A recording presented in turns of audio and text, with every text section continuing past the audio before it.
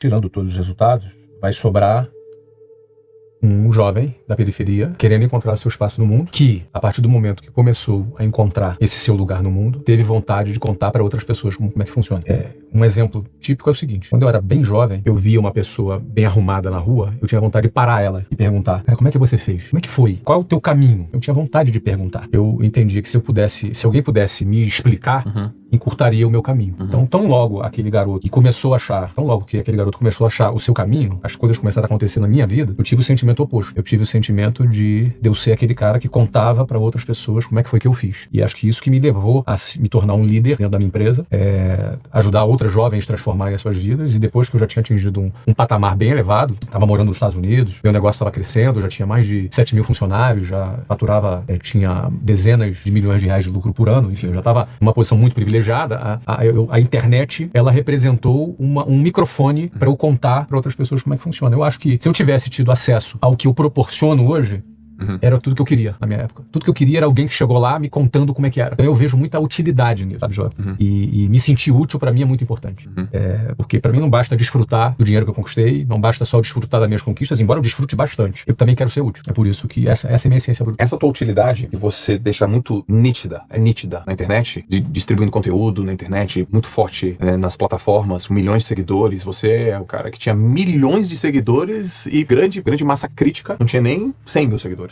Você fez movimentos, liderou movimentos muito antes de muita gente. Eu sou um deles. Esses movimentos, esse conteúdo, essa mensagem, era para combater que tipo de inimigo? Que tipo de coisa? Que força é essa? Essa força que para muitas pessoas é invisível. Para você é visível. E que você chega para as pessoas e fala assim: cara, olha isso aqui. Você não tá vendo, mas existe isso. Olha isso aqui não é teu amigo. Isso aqui é um inimigo. Que força invisível, restritiva, que inimigo que é esse? O inimigo, ele não é invisível, Joel. As pessoas não percebem que ele é o inimigo. Porque ele está visível, só que ele se fantasia de amigo. Ele se coloca como se cuidasse dos interesses das pessoas, mas na verdade ele escraviza as pessoas. Ele se comporta como se ele pudesse dar segurança e garantias para as pessoas, mas na verdade ele é a garantia da pobreza para as pessoas. E eu tô falando do sistema.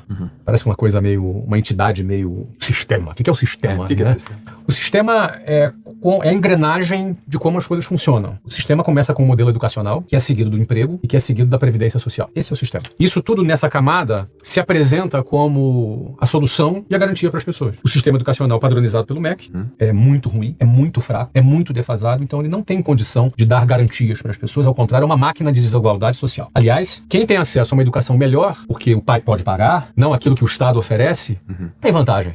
E eu percebi isso cedo quando eu fui fazer um concurso público, e vi que eu estava muito atrás, embora eu fosse um dos melhores alunos da escola pública. Então eu, com 13 anos de idade, fui fazer um concurso público, e eu era um dos melhores alunos da turma.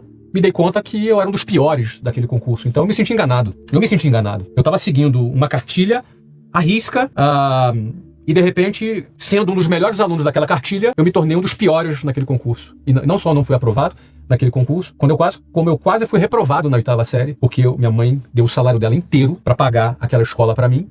E eu não só me deparei com o meu fracasso, mas eu me senti enganado, já com 13 anos. Mas como assim? Porque eu estava numa escola que eu era um dos melhores, como eu posso ser um dos piores aqui? Então eu tava me enganando lá. Sim.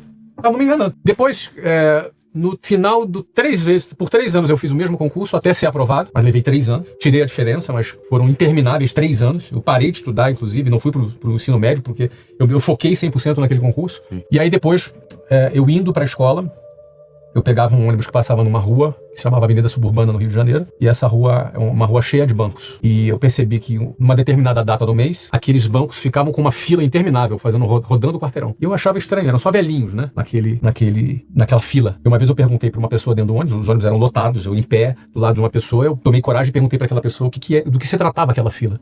E ela falou para mim: aquilo ali é a fila da aposentadoria. Eu olhei para aquela fila da aposentadoria, vi um monte de velhinhos, um calor de 38 graus no Rio de Janeiro, com uma sombrinha, né, com um guarda-chuva, naquele calor, esperando para receber a sua aposentadoria, que certamente era uma mixaria. E aí eu me lembro, quando eu olhei para aquela fila e falei: eu nunca na minha vida vou estar naquela fila. Nunca eu vou entrar nessa fila. Porque aquilo ali é o quê? É a fila do último estágio da vida de quem está dentro do sistema, que é a aposentadoria. E olha que naquela época não é como hoje. Naquela época se aposentava com 50 anos, depois teve reforma da Previdência, passou para 60, depois teve outra reforma.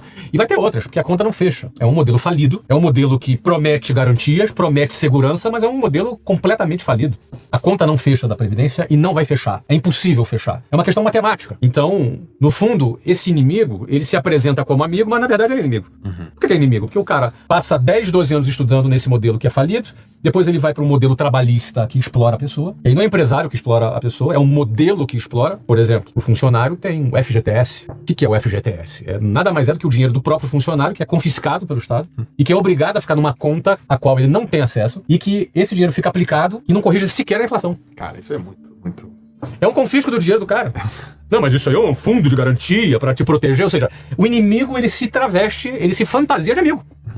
Não basta confiscar o dinheiro, não basta não corrigir o dinheiro, tem que inclusive fazer você se ajoelhar para dar graças a Deus que o Estado tá te protegendo ainda. E não dá nem para pegar o dinheiro. Não dá para pegar. Você vai ter que comprar um imóvel, ou se for demitido. Tem condições. Assim. Tem condições para você ter acesso ao dinheiro que é teu.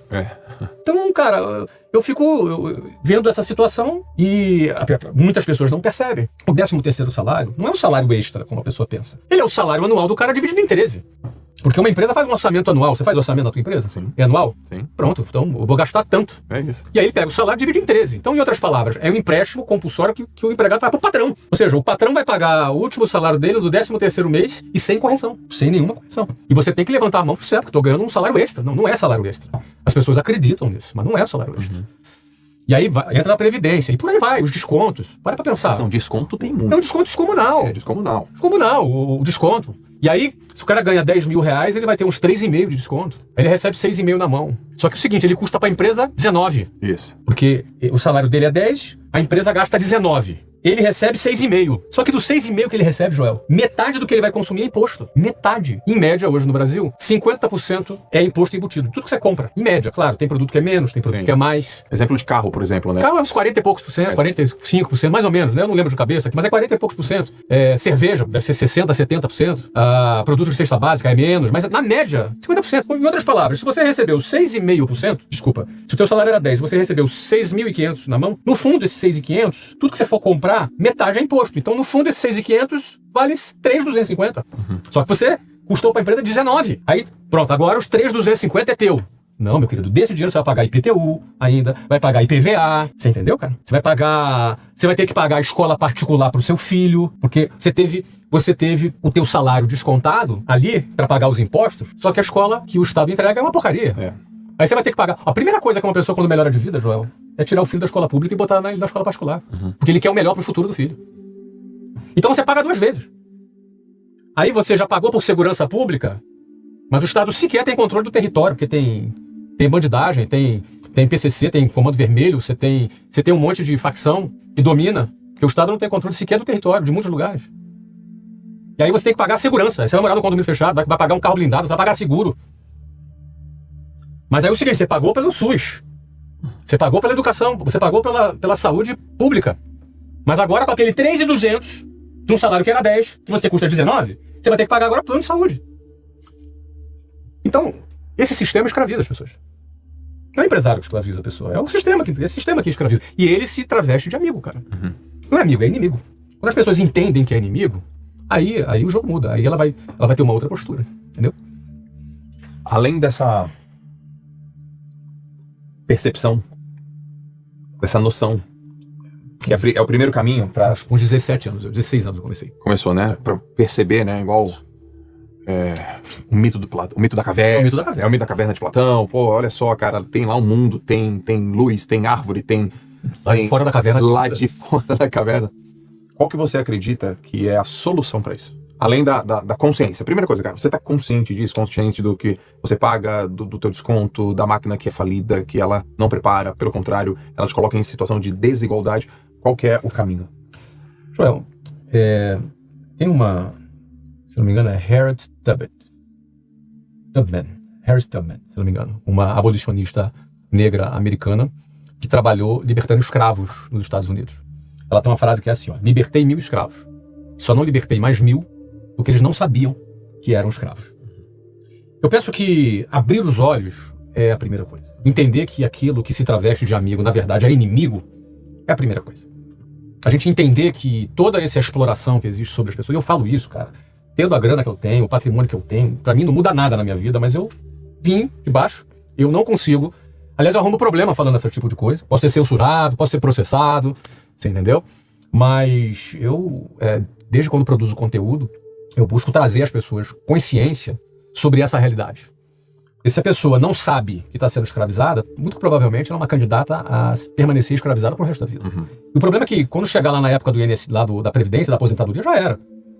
Ele tem que descobrir isso enquanto é jovem, para não se submeter a esse tipo de modelo que nos foi imposto. A gente nasceu dentro desse modelo. E eu comecei a perceber isso jovem. Eu falei, não vou entrar nessa fila, não vou entrar. Tanto que quando eu comecei a trabalhar, eu não tive carteira assinada. Eu nunca na minha vida tive uma carteira assinada. Não tive carteira assinada. Não quis ter. Não quis. Não, eu simplesmente desprezo todo e qualquer tipo de previdência social que venha do Estado, toda e qualquer garantia, a ilusão de garantia que o Estado supostamente vai me oferecer. Eu simplesmente ignorei isso solenemente na minha vida. E não é porque hoje eu tenho grana. Eu fiz isso quando eu era pobre. Quando você não tinha. Eu fiz isso quando eu era pobre. Porque eu achava balela. Político aparecendo de 4 em 4 anos, fazendo as mesmas promessas de sempre, e as pessoas acreditando nas mesmas balelas. Então, assim, eu ignorei solenemente esse modelo todo. Eu sempre achei balela. E aí, cara, a solução é quando você precisa ter coragem de se desprender disso, porque pensa que toda a manada tá indo em direção do sistema, né? Todo mundo, seus amigos, seus parentes, seus vizinhos, todo mundo tem esse valor. Quantas vezes eu ouvi, mas você não vai ir na sua aposentadoria, como é que vai ser? E se você fica doente? Quantas vezes eu ouvi esse tipo de situação? E eu entendo as pessoas, porque quando você conhece um modelo de vida, qualquer coisa que esteja fora desse modelo, porque esse modelo você aprendeu com teu pai, com a tua mãe, com a tua família, com teus vizinhos, na televisão. Não é fácil você se desprender da manada. Não é fácil. Sim. Você, quando decide se desprender desse fluxo, você leva um tempo até você ter resultado. E durante esse período, tu é taxado de maluco, de irresponsável, não é? Porque você não tem um emprego com carteira assinada. Eu nunca quis ter, nunca tive. Teus pais, Flávio, nisso, eles estimulavam o quê? Meus pais me apoiavam muito, no sentido, porque eu era um garoto estudioso. Eu fui um cara que venci no sistema acadêmico, sabe, Joel? Uhum. Eu fui um dos melhores alunos. Eu passei nas melhores faculdades. Então eu não sou um cara recalcado porque eu não consegui passar. Sim. Eu passei nas melhores faculdades federais, que para um jovem da minha realidade só podia ser uma faculdade pública, porque meus pais não tinham condição de pagar uma faculdade privada. Então passar numa faculdade pública era um up, era o máximo, era o que alguém da minha realidade poderia ter. Sim, então eu passei. Acontece que num dado momento eu questionei. Você entendeu? Eu questionei. E pensei que eu indo para a faculdade que eu iria, eu levaria 5 anos para me formar. Eu tinha já 19 anos. Eu fiquei 3 anos, né? Naquela história do concurso. Uhum. Então eu ia me formar com 24 anos se não tivesse nenhuma greve, o que é improvável. Provavelmente me formaria com 26 anos de idade. E aí talvez fosse arrumar meu primeiro emprego de engenheiro de software. Porque era ciência da computação que eu estava fazendo, engenharia da computação. E aí minha vida talvez começasse aos 27 anos de idade. E quando eu conheci a área de vendas foi uma área que me deu a seguinte mensagem: eu vendo, eu ganho. Então depende de mim. Sim. Depende de mim, eu não dependo do sistema mais. Não, mas não tem nenhuma segurança. Mas o sistema, da qual segurança? Estabilidade não existe. Começou aí, essa minha frase. Uhum. Qual a segurança que o sistema me dá? Segurança de que eu vou arrumar um emprego e no final vou me aposentar pelo INSS? Isso pra mim é tenebroso. Isso pra mim não é risco, é a certeza de um caminho em que eu vou sucumbir à mediocridade na minha velhice. Não tem como alguém viver bem pelo INSS, não tem como. Não existe a possibilidade. Porque o topo do INSS... 8 mil reais. 8 mil reais. 8 mil reais é o teto. A maioria não ganha nem 2 mil reais. É verdade. Então, é isso que eu quero pra minha velhice? Depender do Estado nesse nível que eu quero? Negativo. Pra mim, o grande risco é você apostar nesse caminho. Então, a aposta desse caminho, pra mim, era fora de cogitação. Eu não recebi herança, meus pais não me deram valores, honestidade, palavra, mas não recebi patrimônio de herança. Nem teria nenhum patrimônio. Então, eu tinha que fazer acontecer. E o sistema não me oferecia isso. Então, quando eu venci fora do sistema, e aí eu nunca tive carteira assinada, e aí eu venci como vendedor, ganhei dinheiro, cheguei a diretor, mesmo sem registro daquela empresa. E aí decidi sair para abrir o meu negócio estourou, explodiu. E aí, de um garoto que morava na boca da favela, e daqui a pouco eu virei um empresário bem-sucedido.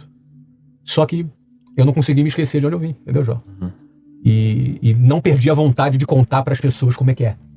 Assim como eu queria que alguém me contasse como é que era, Sim. eu mantive a vontade de contar como é que é. E para mim, revelar, denunciar o inimigo fantasiado de amigo é uma das minhas maiores missões de vida. Mostrar para as pessoas que aquilo que diz que é seguro, na verdade, é uma armadilha. Fazendo uma analogia, você na caverna se desprende, olha, tem a saída, abre e fala, uou, tem uma vida aqui, volta pra chamar os prisioneiros. Exatamente. O que Eles precisam saber que são prisioneiros, mas eles não sabem. E aí você tá libertando essas pessoas. O que você ouve de objeção? Tô usando essa palavra das vendas. Qual que é o revés que eles trocam? Fala, não, pelo amor de Deus, isso não funciona pra mim, isso não é pra todo mundo. A maior objeção é o medo. Pensa o seguinte, o cara tá dentro da caverna. Se ele sai da caverna, ele pode ser devorado por uma fera, por um urso. Sim. Mas se ele fica na caverna, ele vai ter uma vida abaixo da média e ainda vai morrer de fome dentro da caverna. Então, é mais ou menos assim. Na caverna é certeza que ele morre. Fora dela, talvez ele morra. Não tem garantia. Eu não prometo garantia pra ninguém. Sim. Não existe garantia. Essa é boa. Não existe, cara. Ela tá. Não existe garantia. Não existem garantias, cara. Não existem mesmo, cara. Então, assim, eu não dou pro cara uma fórmula, ó, faça isso, sai da caverna, não tem garantia, cara. Agora, existe uma garantia. Se tu ficar, tu morre. Isso é garantido. Não tem garantia, mas você tá no jogo da probabilidade. É mais provável que aqui. Isso, exatamente. Então é isso, cara. Agora, é pra todo mundo, Joel? Cara, eu acho que todo mundo tem condições, mas a maioria tem medo. Essa é a maior objeção. O medo do desconhecido, as pessoas preferem, na sua grande maioria, abraçar a mediocridade em vez de enfrentar o desconhecido. Mesmo que não seja tão desconhecido assim, atualmente. Porque hoje, cara, o que se tem de informação é verdade. É inacreditável. É verdade. Na nossa época, na minha época, não tinha. É verdade. Se a pessoa quiser pesquisar sobre qualquer palavra, frase que você cita aqui... Na internet, no GPT, na inteligência artificial, cara, você tem de tudo. Cara. Vai encontrar. Faz um business plan pra ele. É verdade. Na minha época não existia isso. Eu tinha que ficar imaginando como é que seria eu perguntar pra alguém na rua. Então é isso. Então eu penso que hoje o caminho é empreender. Mas Flávio, empreender não tá dentro do sistema também? Tá dentro do sistema também. Empreender também tá dentro do sistema. Mas a cabeça de um empreendedor fora do sistema é diferente. Eu estou no sistema, mas não pertenço ao sistema. Eu estou porque eu não sou andarilho, né? Mas eu não pertenço a esse sistema. Aliás, é um sistema medíocre. É um sistema que me enxergava como um número dentro de um ônibus lotado, que me desprezava, que me humilhava. Que é o que o sistema faz. Com a maioria das pessoas. Quando entrega um ônibus que você vai ficar com 8 pessoas por metro quadrado dentro do ônibus, é uma grande humilhação. Só que as pessoas se acostumam a ser humilhadas a vida inteira. A forma como as pessoas são tratadas numa repartição pública é uma humilhação. A espera que ela tem que ter é uma humilhação. Então, a sociedade está acostumada a ser maltratada, só que ela está habituada. Tá tudo bem. Virou padrão. Vira padrão. Você entendeu? Então, quando você se liberta disso, é diferente. É bem diferente. A sensação de liberdade é muito boa. Eu recomendo para todas as pessoas não dependerem do sistema. Quase lá. Estamos a um passo dos 100 seguidores e eu conto com você para chegar junto nessa meta. Clica em seguir e bora bater esse número juntos. Flávio, mais do que abrir um negócio, empreender para você é o quê? A filosofia de vida? Empreender é se libertar do sistema. Empreender é se libertar do sistema. Vendas mais empreendedorismo é a liberdade do sistema. Você não vai depender de um patrão, você não vai depender do Estado, você vai criar sua independência financeira, você não depende nem de um país, porque você sai do país e vai para qualquer outro país na hora que você quiser e as portas estarão abertas, porque os países recebem de portas abertas quem tem dinheiro. É chocante isso? Talvez seja, mas essa é a realidade. É o que é. É o que é. Os países vão te receber de portas abertas. Então, quando você conquista a sua independência financeira, é a sua carta de alforria desse sistema medíocre. Porque o mesmo sistema que te despreza e te humilha quando você ainda não conquistou alguma coisa é o mesmo sistema que puxa seu saco quando você vence. Quando você vence, vão botar tapete vermelho pra você. Então, eu sempre digo, olha, quando você tá em baixa, não acredite que você é um bosta, não. Porque o sistema vai te chamar de bosta o tempo inteiro. Não acredita, você não é um bosta. Mas não se iluda quando o sistema começar a puxar o seu saco. Você também não é o cara. Você se manter com a mesma identidade na baixa ou na alta é o que te mantém livre do sistema. Porque você se achar um bosta significa que o sistema tá te dominando. Mas você se achar o cara é porque você se vendeu pro sistema. Então, quando você não se move nem de um lado nem do outro, você se mantém isento dessa porcaria. Você se mantém livre e não ficou com o ego inflado porque o sistema agora passou a puxar teu saco. E aí daqui a pouco você é famoso. Aí, cara, o sistema também vai te tratar diferente. Então eu não me iludo com essas coisas, sabe, João? Eu não me iludo, cara. Eu busco continuar sendo aquele garoto lá da periferia que quis querer só com um cara que se livrou, um cara que tá livre. Eu sou a mesma pessoa, mas eu tô livre. Eu lembro que eu percebi essa liberdade em mim por conta de 2 disciplinas. Disciplinas mesmo, assim, vendas e marketing, que se juntaram. Quando eu entendi que daria para vender o que eu faço, o que eu fazia, e que eu poderia colocar preços maiores do que o sistema me propunha pagar, eu me senti livre. Eu falei, depende de mim, eu tenho que aprender essa musculatura, essa envergadura de vendas vai depender do quanto que eu tenho de venda, que isso vai gerar confiança e assim por diante. Você foi professor? Eu fui professor. Ou seja, você vendia seu serviço para uma faculdade. Eu vendia minha hora... Por quanto? R$30. R$30 a sua hora. Quando eu já era professor universitário, mas eu já cheguei a receber por hora R$3. R$3 por hora. Já recebi R$3 por hora. No começo da minha carreira, bem no começo, R$3 a hora. Talvez R$2,80, alguma coisa assim.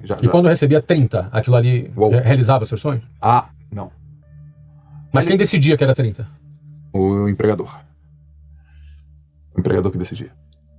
E se minha aula fosse maravilhosa, ia ser 30. Igual. Se ela fosse esplendorosa, Ia ser 30. 30. Se ela fosse magnânima, Flávio, 30. E se ela fosse mediana, Ia ser 30. 30. Se tivesse 30 alunos, 30. Se tivesse 75 alunos, 30. Se tivesse 44 alunos, 30. Ou seja, você vendia o seu serviço para uma instituição que te pagava aquilo.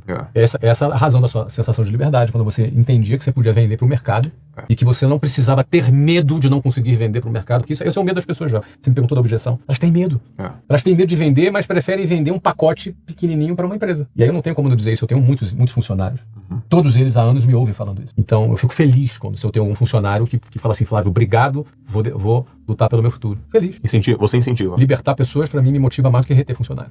Então vamos lá, você tem quantos funcionários hoje no total? Nem Todos sei. milhares. De Wiser, de MLS? Milhares, sei lá, milhares. Quase, talvez 7 mil, 8 mil, não sei. Tá bom. É muita gente. É muita gente. É. Tá. São diretos e indiretos no ecossistema, tem franquia, tem... Aí vamos imaginar que eles estão te vendo agora. Não vamos imaginar, isso é fato, eles estão te vendo Eles agora. sempre me veem. Eles sempre te veem. E aí eles estão ouvindo assim, poxa, o meu patrão tá dizendo que é melhor eu empreender do que eu estar nesse regime aqui do CLT. Porque eu sou obrigado a seguir a CLT, Joel. Todo empresário é obrigado. Se eu tenho um funcionário que não é CLT, sai uma ressalva na minha auditoria no final do ano. Isso é um problema. A regra do jogo é CLT. Ou seja, você joga... Eu jogo a regra do Você jogo. joga na regra, mas quando alguém quer sair dessa regra aqui e pro quiser outro jogo, empreender, você fala, opa, valeu, entendeu. É isso aí. Se você pudesse criar regra ou ajustar regra para teus funcionários, qual que seria o ajuste? Olha só. Eu acredito na livre negociação. E aí, quando os que são mais coletivistas pulam das tamancas, entendeu?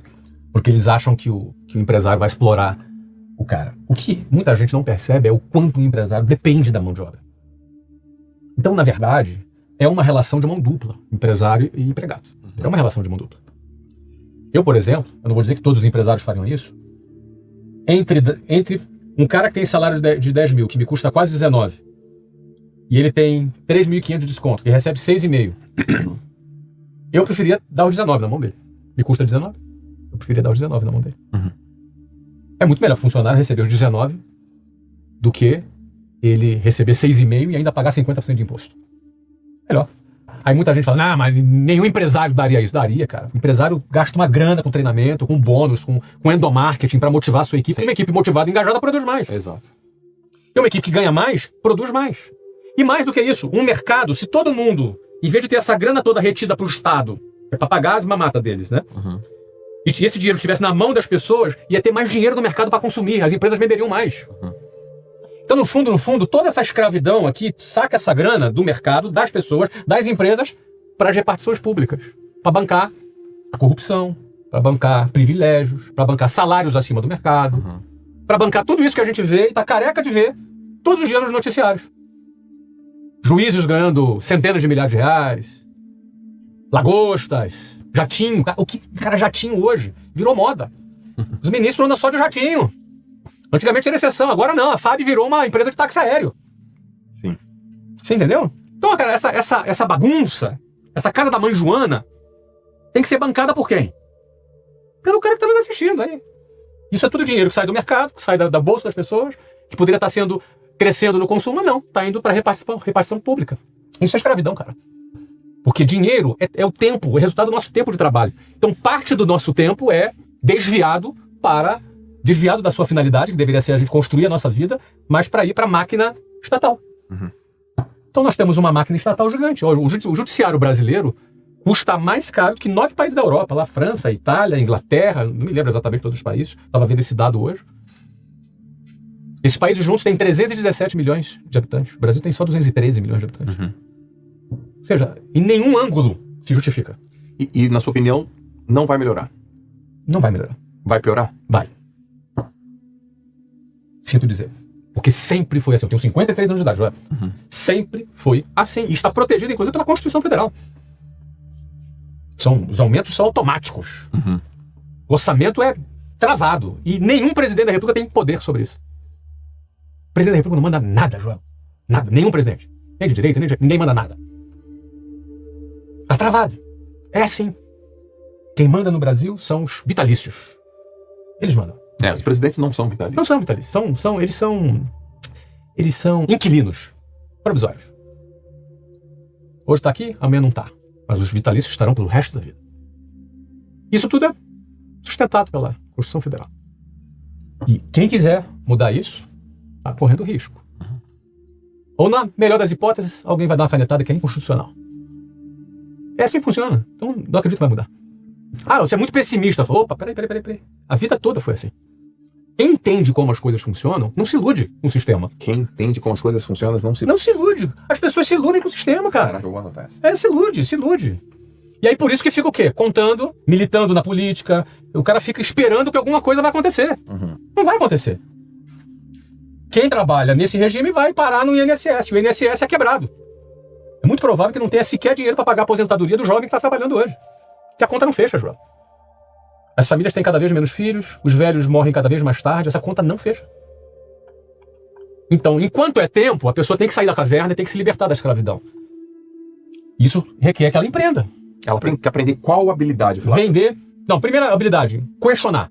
Saber perguntar. Saber perguntar e questionar. Porque quem não questiona segue a boiada. Boa. Ele vai seguir a boiada. E aí quando acordar, já está aposentado, recebendo a mixaria. E aí já era. A vida não volta atrás, cara. A vida não volta atrás. Enquanto é tempo, a pessoa tem que pensar o quê? Ela tem que questionar. Depois que ela questionar, precisa decidir o que ela quer. Eu não quero o sistema. Eu quero liberdade. Tem que tomar essa decisão. Porque a outra decisão é, eu quero segurança. E aí o inimigo se traveste de amigo e fala, eu vou te dar segurança. Vem aqui nesse caminho. Cara, mentira, não tem segurança nenhuma. Tá passando um filme na minha cabeça. É valer, claro. Tu foi professor, Joel. Tá passando um filme na minha cabeça. Você ficou quantos anos dentro do sistema, Joel? Cara, 11. 11 anos, cara. Só dando aula há 11. E se você voltar lá na faculdade que você dá, você vai encontrar os mesmos amigos seus ganhando os mesmos R$30 mais inflação. Eles estão lá. Eu sei. Eu vejo. Eu falo isso com dor no coração. Eu não falo isso. Eu falo isso com muita dor no coração. É isso que me faz fazer o que eu faço. De ver gente boa, de ver gente talentosa presa dentro da caverna. Presa no sistema. Então o cara tem que falar, quero liberdade. Eu quero liberdade. E aí depois ele precisa desenvolver habilidade. A primeira delas é vendas. E detalhe, dentro do sistema, venda é feio. Dentro do sistema, venda... Tem que ter nojinho de vendas. Olha lá o vendedor. Olha lá o vendedor. Olha o papo de vendedor. Olha o papo. Papo de vendedor. Olha o papo de vendedor. É. Olha aí, malandro, hein? Dá nó em pingo d'água. Vende gelo para esquimó. Tudo isso é depreciativo. Tudo isso é pejorativo. É uma cultura que afasta as pessoas da liberdade e mantém elas dentro da mediocridade. Cara, isso é muito verdade, cara. Quando o cara sai do sistema e vai vender... Ele é criticado. Nossa, são tantos termos pejorativos, né? Ô, Joel, o cara cheio de lábia, o cara cheio de lábia. Tu estudou pra isso, pra virar blogueirinho. Fala, blogueiro. Pra virar coach. Tu estudou, tu fez mestrado pra isso. Isso os que falam na tua frente. E os que falam por trás. Cara, tu viu o Joel? Joelzão. Nossa, mãe, cara, virou arcoteiro, cara. Virou brincadeira, cara. Virou... cheio de lábia. Putz. Cheio de lábia. E que fim deu o Joel, hein? Era nadador, depois virou professor, tinha tudo pra ter um futuro brilhante. Agora, aí faz até aquela cara de nojo, Joel. Por quê? Essas pessoas não fazem isso por mal. Elas foram condicionadas mentalmente a achar isso, até porque achar isso é uma anestesia para a escolha medíocre que ela fez para a vida dela. Acreditar que você é um louco, que você é um retardado porque você tomou determinada decisão, é um consolo para a escolha ou a falta de escolha que ela teve. Só que o detalhe é o seguinte, cara.